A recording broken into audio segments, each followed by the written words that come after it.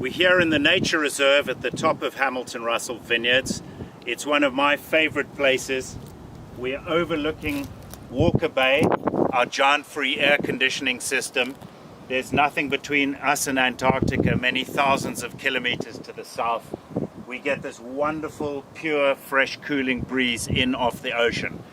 I'm standing at close to 300 meters above sea level, and our farm runs down the back behind me to about 30 meters above sea level. And we're on top of quartzitic Table Mountain series sandstones laid down under a shallow sea 400 million years ago. And then with a movement of the tectonic plates, there was a period of us basically bumping into Patagonia and throwing up all these layers upon layers of sedimentary rocks into what they call the Cape Folded Mountains. And you can see that range over behind me with all the layers that have been folded and contorted up. And this is what creates some of the most interesting geology and soils in the Western Cape.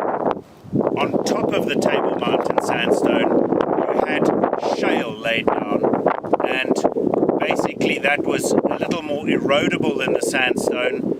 And what we farm on Hamilton-Russell Vineyards for Pinot and Chardonnay in the style that we like so much, less fruit driven, a little bit more spice and structure driven for the Pinot, and a little bit harder, more mineral and with a touch of austerity in the Chardonnay to complement the natural viscosity of the grape. We achieve that on the shale-derived soils, which are very, very high in clay. The sandstone soils that we're on up here are better suited to other varieties than those we work with on Hamilton-Russell Vineyards. Now, in our nature reserve here, we have more species of flowers in the mountains around our appellation than there are in the United Kingdom. It's one of the Cape Floral Kingdom is highly protected. We keep a 38-hectare nature reserve on Hamilton-Russell Vineyards, and at any one time of year there's a different set of actors out on the stage. There are a lot of bulb species that will only come out after a fire. We need to have a fire about once every 15 to 20 years to maintain the diversity.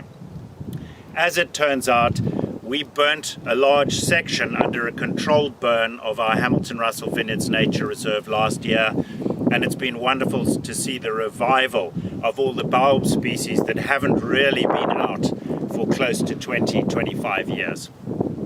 But the main feature, one of the things that affords quality winemaking in the style that we do it on Hamilton-Russell Vineyards, is unusual close proximity to this cooling body of water. And closest, we're 1,500 meters away, or just under a mile away from the sea.